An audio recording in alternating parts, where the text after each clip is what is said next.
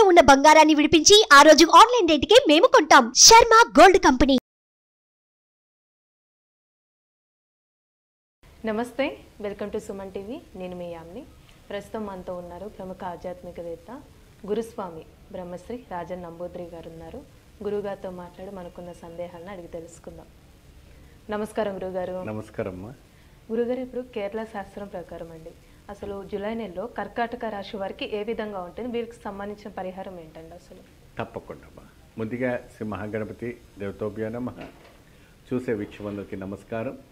మనం నదులని కాపాడుదాం, గోమాతను పూజిద్దాం, గోని జాతీయ ప్రాణిగా మనం ప్రకటించుకోవడానికి ప్రయత్నం చేద్దాం. చక్కగా ఈ కర్కట రాశి వారికి ఈ వచ్చే ఆషాఢ మాసంలో వనదేవతలని వనదుర్గలని మనం పూజిస్తాం, బోనాలని చేస్తాం, అనేక రకమైనటువంటి దేవి దేవతలు, ఒక గ్రామణీ దేవత ఒక పూజ చేస్తాం. కాబట్టి ఈ మాసం అంతా కూడాను ఉత్సవాలతోనే కాలం గడుపుతుంది. ఇదంతా మూడో మాసం అంటారు. ఏమంటారమ్మా? మూడో మాసం. దీంట్లో ఎటువంటి శుభకార్యాలు చేయరు. ఈ నెలలో ఎటువంటి ఒక గృహప్రవేశాలు చేయరు. ఈ నెలలో ఎటువంటి కూడా వాహన కొలువులు అలాంటివి ఏం చేయరు. పోతే బంగారం కొనుక్కుంటారు, ఆడపిల్లలకు పెడతారు, కోడలకు పెడతారు, ఆడపడుచులకు పెడతారు, అది వేరే విషయం. కానీ ఇక్కడ ఏంటంటే ఈ మాసంలో కొందరికి ఆదాయం అనేటప్పటికీ కొద్దిగా నష్టం అనేది జరుగుతూ ఉంటుంది కర్కాటక రాశి వారికి అండి.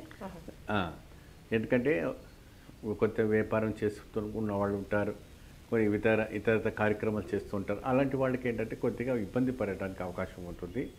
విద్యార్థులకు కూడా కాస్త ఆరోగ్యపరంగా కూడా ఇబ్బంది కలిగేదానికి అవకాశం ఉంటుంది. కొద్దిగా జాగ్రత్త వహించాలి.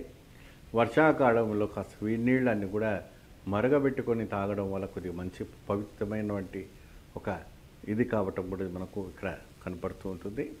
ముఖ్యమైనటువంటి విషయము మీరు బాగా గమనించాల్సిన విషయం ఏంటి అంటే విశేషమైనటువంటి ఒక ఫలితం, ఒక విశేషమైనటువంటి ఒక కైంగర్యం. మీరు ఈ వృక్షాన్ని మీరు పూజించాలి. అంటే ఈ రాశి వారికి సంబంధించండి వేప చెట్టు అన్నారు. అవును, ఈ వేప చెట్టు ఏంటంటే ఎక్కువ శాతము చిన్న చెట్టు కాకుండా మహావృక్షం అని దొరుకుతూ ఉంటుందండి.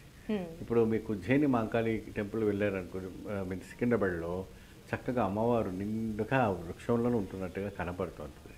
అంటే ఎక్కడ పడితే అక్కడ వృక్షం కాకుండా దేవాలయంలో ఉన్నటువంటి వృక్షము, బల్కంపేటలో ఉన్నటువంటి వృక్షాలు కానీ, ఇంకా ఇతర దేవతల పెద్దమ్మ టెంపుల్ కానీ, ఇంకా అనేక రకమైన అమ్మవారి ఆలయంలో దానికి నిండుగా పసుపు ఉన్నటువంటి చెట్టు ఉంటుంది. ఆ చెట్టుకి దైవ పవర్స్ అనేవి చాలా ఉంటాయి. ఆ వేప చెట్టు కింద మీరు చక్కగా కూర్చొని తూర్పు ఉత్తర ముఖాన కూర్చొని మీరు పద్మాసనం వేసుకొని దీపారాధన చేసుకొని ఈ మంత్రాన్ని జపించాలి. ఈ కర్కట రాశి వాళ్ళు ఈ మంత్రాన్ని జపిస్తూ చక్కగా మీరు ఈ యొక్క వ్రతాన్ని ఆచరిస్తే చాలా మంచి ఫలితం లభిస్తుంది. దీనికి మీరు ప్రత్యేకంగా ప్రతి బుధవారం అంట జూలై నెలలో ప్రతి బుధవారం నాడు ప్రత్యేకంగా ఉదయం వేళలని చేయాలి దీపం. వృక్షాల దగ్గర అన్నిటి కూడాను ఉదయం పూటనే దీపారాధన చేయాలి. ఎప్పుడు కూడా రాత్రిపూట చేయకూడదు. ఉదయం పూట వెళ్ళి చక్కగా మీరు చేశారైతే మీ అదృష్టం మంచి కలిసి వస్తుంది, మంచి ఆదాయం పెరుగుతుంది, మహా అద్భుతమైనటువంటి ఒక కైంగర్యం ఫలం అనేది రావటం అనేది జరుగుతుంది. ఈ వేప చెట్టులో ఉన్నటువంటి ఒక మహిమ ఏంటంటే ఎటువంటి అయిన అందుకని అది విషంగానే ఉంటుంది.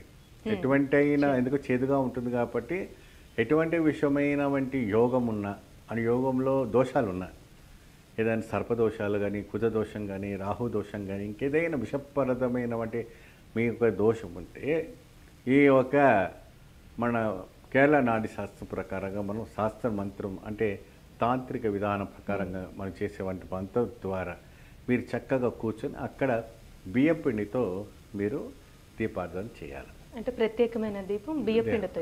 ఎవరైనా కూడా ఈ కర్కట రాశి ఉన్నవాళ్ళు, స్త్రీలు కానీ పురుషులు కానీ పెద్దవాళ్ళు ఎవరైనా కూడా చక్కగా బియ్యం పిండి కూడా దాంట్లో కూడా మీరు చూడండి అమ్మా, ద్రాక్ష పొలాలని ఉంటాయి కదా ఎండిపోయినాయి, ఆ ద్రాక్ష పొలాలని మీరు ఏం చేయాలంటే ఆవు నెయ్యిలో వేయించిన తర్వాత దాన్ని మిక్సీలో పట్టేసుకోండి, పౌడర్ చేసుకోండి. మరి రాళ్ళ మిసిర అంటారు, దాన్ని కూడా మిక్సీలో వేసి పౌడర్ చేసుకోండి. చక్కగా ఒక 5 గ్రాములు 10 గ్రాములు లాగా చేసుకొని ఒక ప్లేట్లో వేసి మీరు ఆ బియ్యం పిండిని చక్కగా అందులో పెట్టి ఆవు పాలతో గట్టిగా ముద్దలాగా చేయాలి. చేసి 2 ప్రకారంగా ఈ యొక్క ఆషాఢ మాసము పోయేంత వరకు కూడా చక్కగా ఈ వేప చెట్టుకు మీకు ఈ దీపారాధన పెట్టి చేయండి. కింద చక్కగా అరటి ముక్క, అరటాకు కానీ అరటి దొప్ప కానీ పెట్టి పసుపు కుంకుమ వేసి చక్కగా ఆ అమ్మవారికి ఆరాధించేసి మీరు చేయండి. చేసిన తర్వాత అక్కడ ఉన్నటువంటి ఎవరైనా భక్తులకు కూడా మీరు ప్రసాదం నివేదన చేయాలన్నా అట్టుపండు అలాంటి ప్రసాదం కానీ ఇంకా మరి ఇంకేదైనా చిత్రాన్నం అంటుంటారు, అది కూడా మీరు ప్రసాదంగా మీరు అక్కడ వాళ్ళకి నివేదన ఇస్తే కూడా మంచి ఫలితం లభించడానికి అవకాశం ఉంటుంది. ఈ కర్కాటక రాశి వారికి విషప్రయోగం అంటే ఈ యొక్క దోషము కనబడుతుంది కాబట్టి మీరు ముందు జాగ్రత్తలో పడడానికి ఈ యొక్క వృక్షము వనదేవత మిమ్మల్ని కాపాడడానికి మంచి వైపుగా ఉంటుంది. అంటే ఇప్పుడు ఒకవేళ వేప చెట్టుకి పూజ చేసుకున్న తర్వాత కంటే ఏ ఆలయ దర్శనం చేస్తే మంచిదంట? అమ్మవారి ఒక గ్రామీణ దేవత ఏ దేవత అయినా సరే వెళ్ళి దర్శనం చేసుకొని చక్కగా అమ్మవారికి బోనాలు సమర్పించుకోండి, చక్కగా పానకం సమర్పించండి, మంచి అద్భుత ఫలితం లభిస్తుంది. మంచి పరిహారం తెలియజేస్తారండి, ధన్యవాదాలు మీకు. నమస్తే. సుమన్ టీవీలో మీ పర్సనల్ అండ్ బిజినెస్ ప్రమోషన్స్ కోసం కింది నెంబర్కి కాంటాక్ట్ చేయండి.